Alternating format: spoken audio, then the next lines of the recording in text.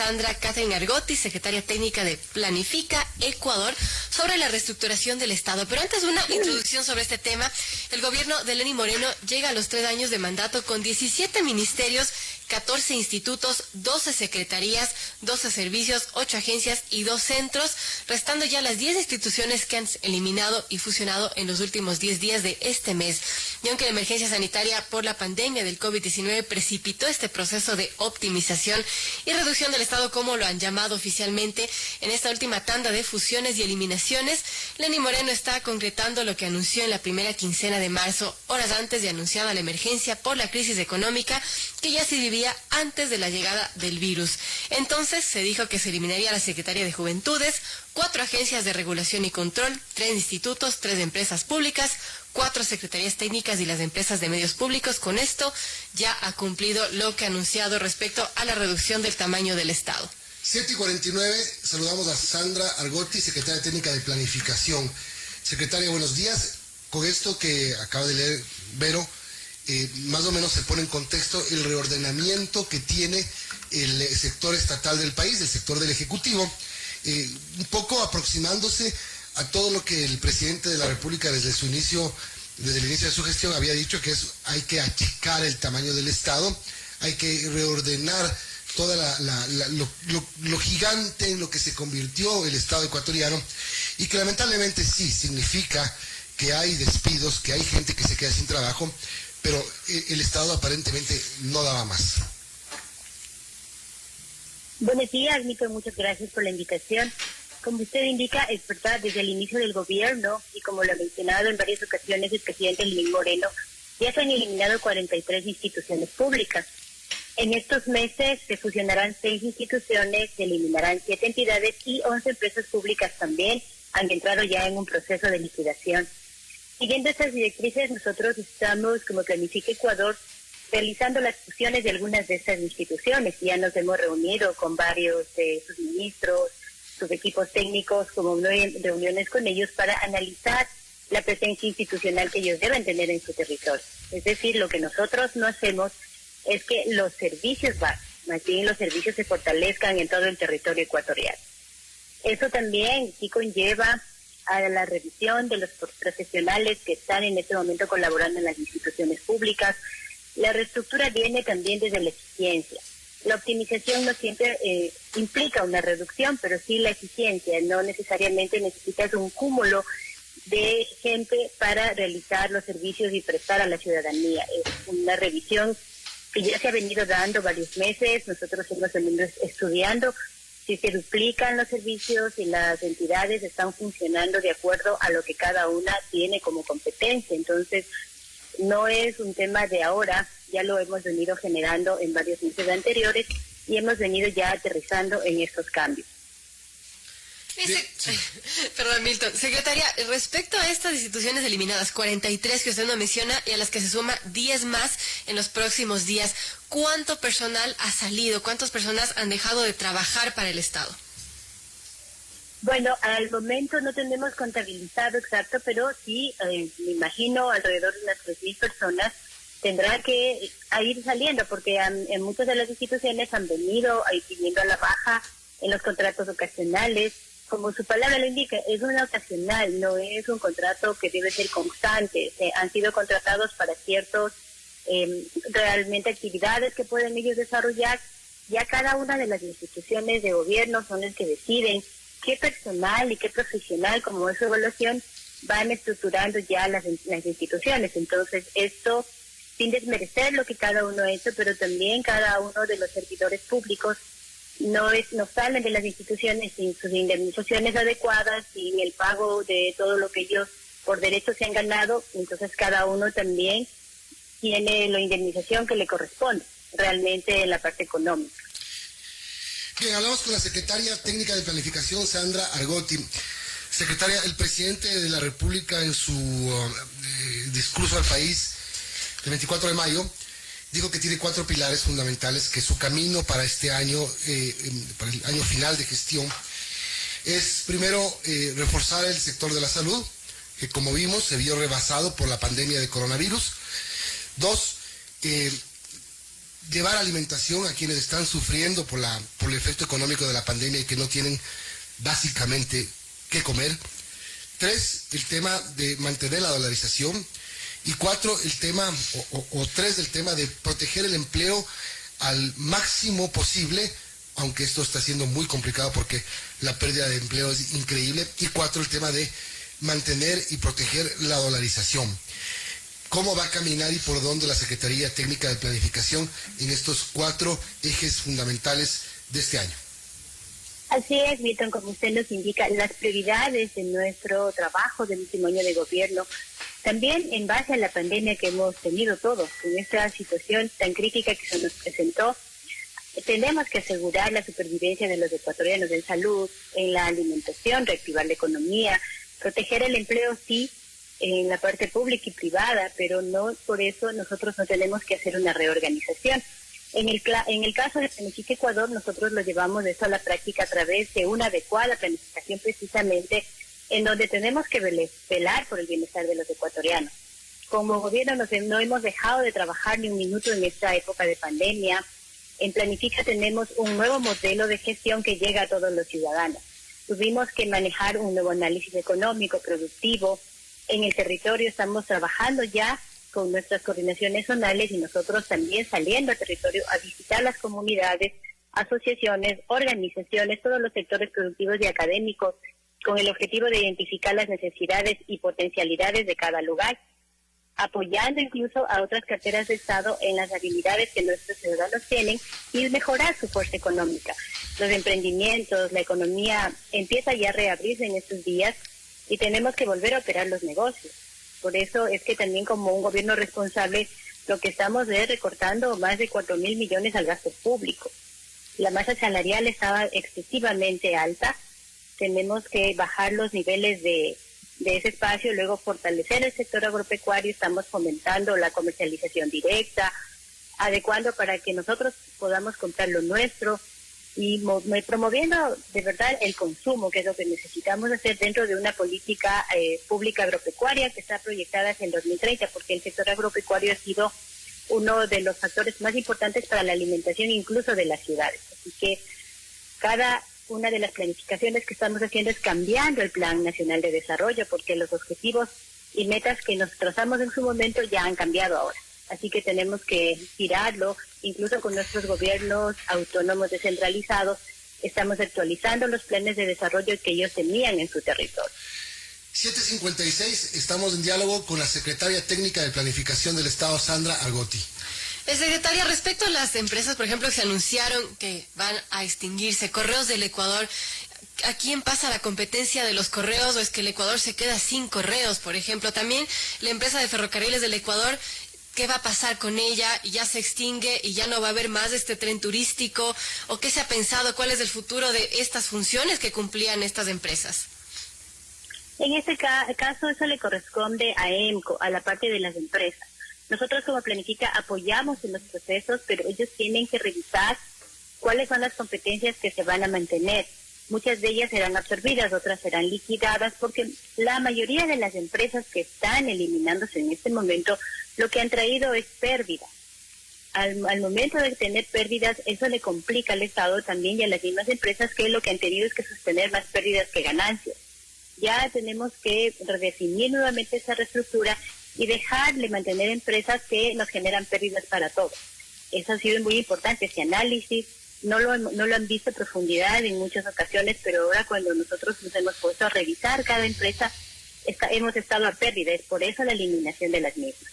Ahora, ¿cómo entender que empresas, por ejemplo, que en su momento fueron exitosas, de las que fueron incautadas, y tantas empresas públicas que se han extinguido? Por ejemplo, el año anterior se extinguió EFAMA EP, Fabricamos de Ecuador, Fabrec, Cementera del Ecuador, etcétera. ¿Cómo entender ese manejo que se dio desde lo público a empresas públicas? Y pues, como decía, en su momento fueron buenas, exitosas cuando eran privadas, y cuando pasó a manos del Estado ya no eran rentables. ¿Por qué se dio ese manejo? Y completo algo, porque además empresas que se crearon y que de alguna manera duplicaban funciones. Por ejemplo, SEAR, la empresa de los la empresa pública por el tema de los centros de alto rendimiento, que se financiaba con presupuesto del Ministerio de Deporte, luego Secretaría del Deporte, cuando era una triangulación innecesaria. Es decir, directamente el Ministerio o la Secretaría de Deportes podía manejar los centros de alto rendimiento, es decir, se creaba más burocracia, lo que complicaba el manejo de las cosas y además significaba un gasto corriente que podía ser evitado. Así es, en verdad, por eso son los análisis que les explicaba a Verónica y Milton. Tenemos que volver a analizar porque reestructuras y servicios que podrían manejarlo otras instituciones se duplicaban. ¿Y eso qué nos decía?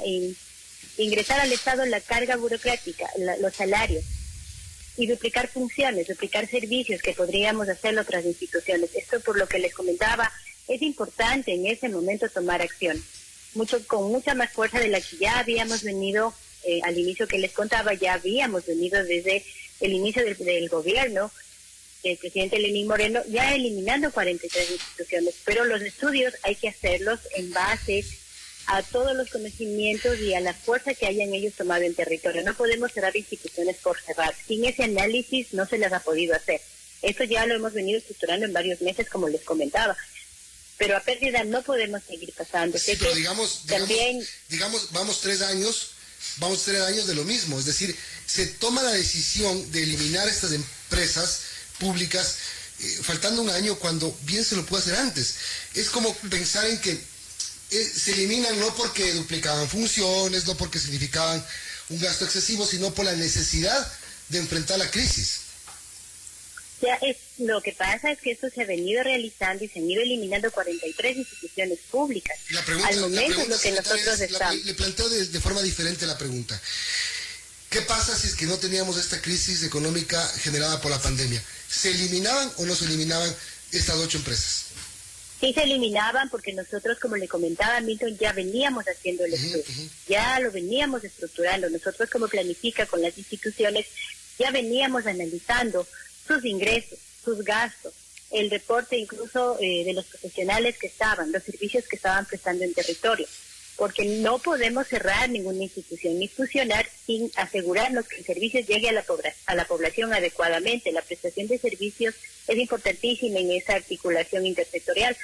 Entonces, es algo que sí, no solamente coincidió con la pandemia, nosotros ya veníamos estructurando esto. Ya el año anterior tuvimos un acuerdo, un 001, donde estructuramos nuevamente, optimizamos el Estado, donde fuimos ubicando sus servicios, pero esto, como las empresas sobre todo, tenemos que manejarlo con una estructura incluso contable adecuada, un análisis de mercado, un análisis del estudio. No es que demora de la noche a la mañana, ya han venido varios meses.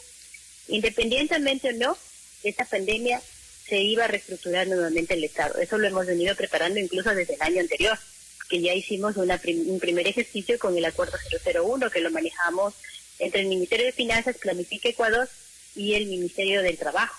Entonces ya se vino haciendo, ha estado trabajando. Ahora tenemos que seguir aterrizando con los análisis y las instituciones involucradas para que esto se genere ya en un cambio como debe ser la estructura del Estado y dejar para futuros espacios y para futuras personas y ciudadanos algo que realmente vuelva a ser un servicio eficiente.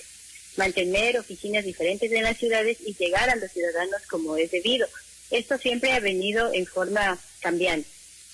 Ahora, secretaria, entiendo que tampoco se descarta lo que queda del año que sigan las eliminaciones y fusiones de las empresas públicas e instituciones del Estado. Así es, ¿no? Porque como le comentaba otra vez, los estudios se van haciendo y conforme a como nosotros vamos viéndolo, la parte de articulación, las brechas de optimización, las nuevas oportunidades laborales en territorio, sobre todo la reactivación económica, vamos a tener que seguir haciendo estos estudios y lo podremos ir. No se ha descartado la posibilidad de que sigan otras instituciones manejándose de esta manera, cerrándolas y también fusionándolas. Va a depender mucho del estudio que se haga entre las 3 instituciones. 8:02, hablamos con la secretaria técnica de Planificación, Sandra Argotti. Bueno, hablemos un poco de lo que está pasando ahora con el tema de la crisis sanitaria, que sin duda ha obligado al país, a la sociedad, a reconfigurarse y a vivir estas nuevas normalidades, como normalmente ahora ya se está llamando, a lo que tenemos que acostumbrarnos a pasar, a vivir, a hacer para protegernos. La afectación económica sin duda va a ir creciendo, va a ser muy, muy grave. Es triste lo que está pasando, no solamente en el país, sino en el mundo. CEPAL calcula que Latinoamérica va a tener 35 millones de pobres más luego de pasada la pandemia. Ecuador obviamente no es quien para no estar para estar inmerso o no estar exento de esta cosa. ¿Qué acciones se está tomando por parte del gobierno como para seguir protegiendo? Porque el tema de que se repartan kits, de que se cree una canasta familiar para que llegue a 8 millones de personas, ese es el plan anunciado por el presidente semanas atrás, pero para que se mantenga la atención a los sectores más pobres. El segundo punto que dijo el presidente el 24 de mayo, que es garantizar el abastecimiento de alimentos a quienes no tienen. Así es, en este caso, ¿qué es lo que nosotros hemos venido haciendo? Primero, siendo responsables como gobierno, estamos recortando los 4.000 millones del gasto público. Esto indica que estos recursos van hacia la parte de salud, hacia la parte de educación, al fortalecer el sector agropecuario. Hemos traído ya, como somos parte de Planifica Ecuador, de la situación de la cooperación internacional, por ejemplo. Somos parte de un comité de financiamiento. Durante esta crisis, junto al Banco Central, como el Ministerio de Finanzas, hemos trabajado para conseguir varios créditos externos que van dentro del Banco Internacional de Reconstrucción de Fomento, como 500 millones. Financiamiento del Banco Interamericano de Desarrollo, 300 millones. La CAF, Corporación Andina de Fomento, 350 millones. Todos estos para atender proyectos prioritarios de emergencia generados por esta pandemia. Primero, porque lo primero es la parte de la línea inicial de la pandemia. Luego tenemos que tenerlo, en cambio, otorgar créditos al sector de la economía popular y solidaria, donde llegaron 93 millones, igualmente a través de la CONAFIP, de la Corporación Nacional de Finanzas Populares, el financiamiento del mismo Banco Mundial de 500 millones. Justamente estos están destinados a proyectar, a manejar la emergencia, y también a manejar los proyectos post pandemia, que eso es importante. No es solamente, como usted decía, Milton, en este momento la emergencia, sí, los kits van llegando, pero hay que empezar a generar en la gente nuevamente un impulso de proyectos identificados para cada uno para mejorar su economía. Así que estamos en no reembolsables. Tenemos en cambio la Unión Europea, que nos ha dado 8 millones ya para impulsar proyectos identificados en la parte de agricultura. La Corporación Ecuador-España, alrededor de 1.2 millones, que apoyan los proyectos en la protección de la población y movilidad humana, por ejemplo, a mujeres indígenas, de erradicación de violencia de género. Muchos de los medios no les he escuchado hablar sobre la erradicación de violencia de género, porque la verdad, esta pandemia ha traído mucha violencia de género. Hemos tenido femicidios en el país y es complicado cómo hemos ido estructurando, sobre todo con las mujeres. En cuanto a las decisiones a favor del Ecuador que hemos tomado, ustedes vieron la ley humanitaria, la ley de ordenamiento de finanzas públicas, creamos el bono de protección familiar, que son como 60 millones. Esto viene para diferentes bonos sociales, porque no es solamente el momento, sino después qué vamos a hacer. Entonces, esta crisis realmente exige un esfuerzo de todos. Hemos estado trabajando a través de muchos proyectos de ley, la parte de agricultura, con su política pública agrícola del desarrollo hacia el 2030, cómo lo vamos a fortalecer nuevamente, y el territorio es totalmente importante para nosotros en este proceso. Bien, amigos, son las 8:07, estamos dialogando con Sandra Argotti, secretaria técnica de Planifica Ecuador. Secretaria, una pregunta final. ¿Aún está pendiente esta fusión entre Petroamazonas y Petroecuador, que justamente se firmó un decreto ejecutivo en abril del año pasado para que se diera esta fusión? ¿Cómo va este proceso y cuándo debería terminar?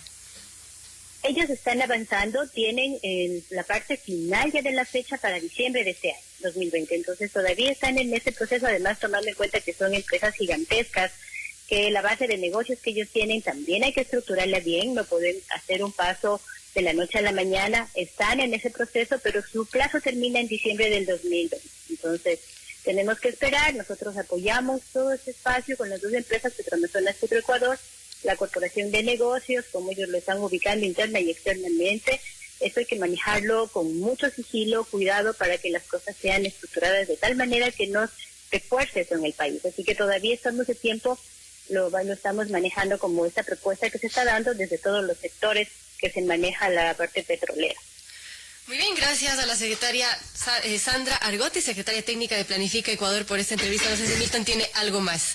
No, agradecerle, gracias por la entrevista, Sandra Caterina Argotti, secretaria técnica de Planificación. Tenga buen día. Gracias, un abrazo, Dios les bendiga.